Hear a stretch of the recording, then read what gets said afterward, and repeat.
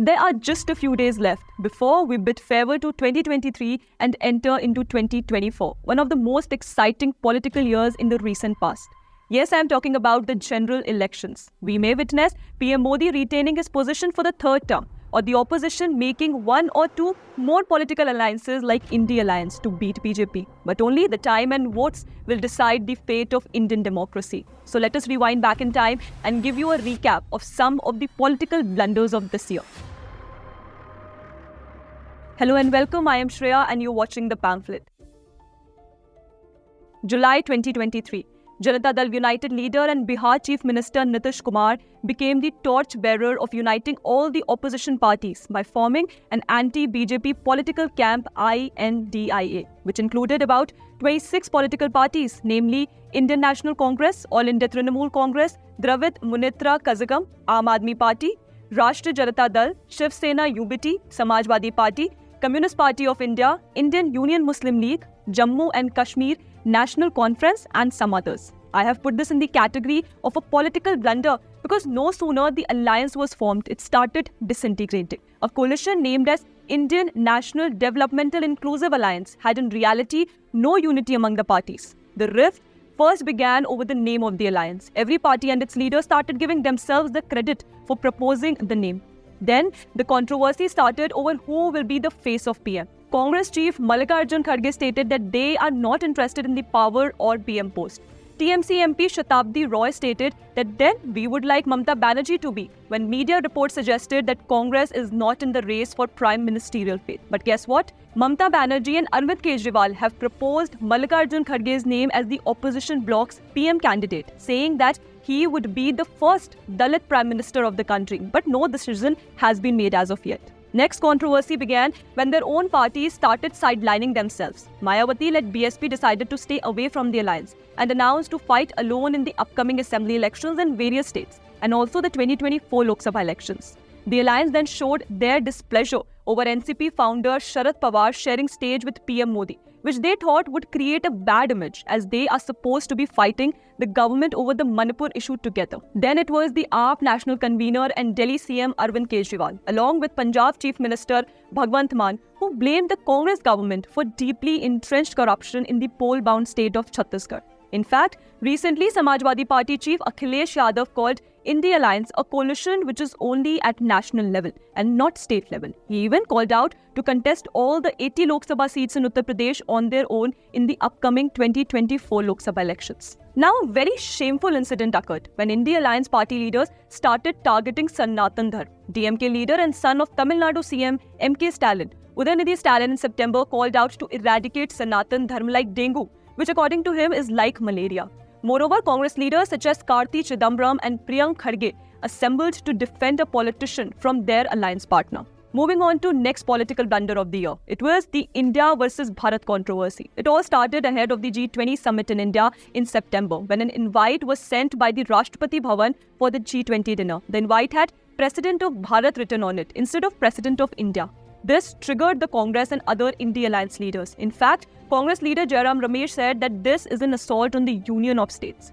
Delhi CM and AAP Supremo Arvind Kejriwal went on a weird tangent, stating that the opposition alliance bloc had inspired the name change. The level of delusion politicians in India have is absolutely staggering. If we look at facts, Article 1 of the Constitution clearly states that India, that is Bharat, shall be a union of states. In fact, the Hindi and English version of Indian Constitution uses Bharat and India respectively, and the Indian passport also mentions both the names, Republic of India and Bharat Ganrajya. Also in the 2014 PIL, filed before the Supreme Court, the central government submitted an affidavit stating that there was no proposal to change the name of India as Bharat. So this was just a political stunt by the opposition alliance to spread misinformation. Amusingly, the next political blunder is also that of JDU leader Nitish Kumar, of him releasing the controversial Bihar caste survey in the month of October. The report in reality just placed half of the facts before the public. Only the caste figures were revealed and not the socio-economic data of the communities. Later, the Supreme Court issued a notice to the Bihar government on the plea relating to caste-based survey in the state and has listed the matter for January 2024. According to the Petitioners' Council, the caste survey data had not been collected in accordance with the Supreme Court's rules, and there was no lawful reason for gathering the information for the survey. It was in October that Nitish Kumar had promised for socio-economic data to be released within 1.5 months and table it for the winter session of the assembly. But as of now, we see no update in this. It seems the Bihar government does not even know what to do next with the caste-based survey, which they had so enthusiastically released. The month of October was not hyped only for this controversial survey, but there arose another high-end drama in this month. TMC MP Mahua Moitra's ill intentions got exposed. It started when Supreme Court advocate and a close friend of Mahua, Jai Anant Dehadre, filed a complaint with the Central Bureau of Investigation, requesting the lodging of an FIR related to charges of corruption and money laundering against Mahua. Following this, BJP MP Nishikant Dubey submitted a complaint to the Lok Sabha Speaker alleging Mahua's involvement in sharing her parliament's login credentials with businessman Darshan Hiranandani to post questions against his rival businessmen Gautam Adani and PM Modi in the parliament. In exchange for this, Mahua received luxury items and gifts. As per some sources from the Ministry of Electronics and Information Technology, Mahua's login credentials were accessed from 3 locations, namely New Jersey, Bengaluru and New Delhi, when Mahua herself was in Kolkata.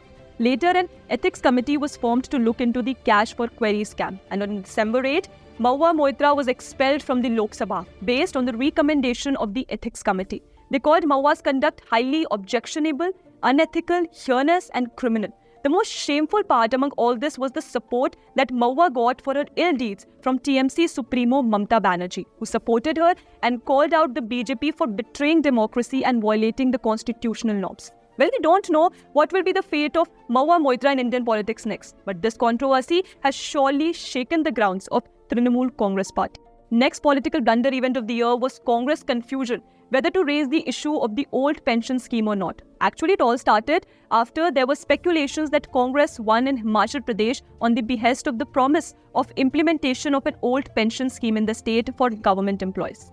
Old pension scheme was taken as a very big issue that might bring Congress back to power. In fact, a pension Shankhanad rally was organized by the National Movement for Old Pension Scheme on 1st of October to urge the Narendra Modi government to restore the OPS policy. Although this strategy failed miserably in the state of Chhattisgarh, Madhya Pradesh and Rajasthan, where Congress raised the issue of OPS implementation but failed to sweep polls in the assembly election results. On the other hand, OPS was not much talked about or promised in Karnataka. Still, Congress was able to sweep polls there. So now, Congress decided to stop talking about it only because they have unveiled the fact that OPS cannot be made an issue now. But why are they refraining from talking about something that was implemented during the tenure of UPA government under the leadership of Manmohan Singh? Interestingly, OPS did not find any place in the economic resolution that was passed by the All India Congress Committee during an event in Raipur in March. Now comes last and the final political blunder event of the year, the reviving of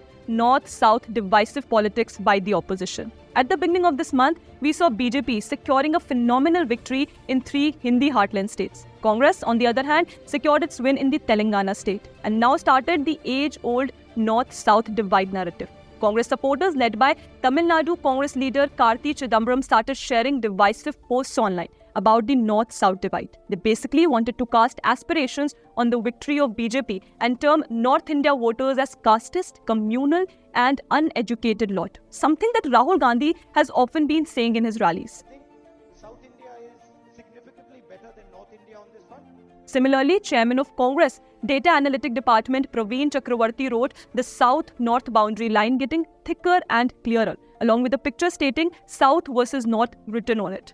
Although after facing backlash for his comment, the tweet was deleted. This was basically an attempt to divide the country on North-South lines, as has been quoted by the BJP leader C.R. Kesavan. Well, if we go back a little in the history of politics, then we will come across several instances which confirm that it were the policies of Congress which helped in the rise of Dravidian politics in the south, especially Tamil Nadu in the 1960s. DMK and Congress, which are currently a part of the opposition India-alliance, have quite been supportive of each other for long when it came to propagating Dravidian politics. Gandhi family scion Rahul Gandhi has very well carried out the legacy by glorifying South and looking down upon the North. A typical North-South divisive policy. If you go to North India, if you go to Uttar Pradesh, if you go to Bihar, and you see the treatment of women and the way women are treated, you will be shocked. It is high time that political parties and their leaders do not take undue advantage of their position in demeaning each other at the cost of sacrificing basic democratic values. These political blunders are not going to fade away soon, especially at a time when both indialliance and I.N.D.A. will be face to face in the 2024 general elections. Let us know in the comments if you could think of any other major political blunder event that happened this year.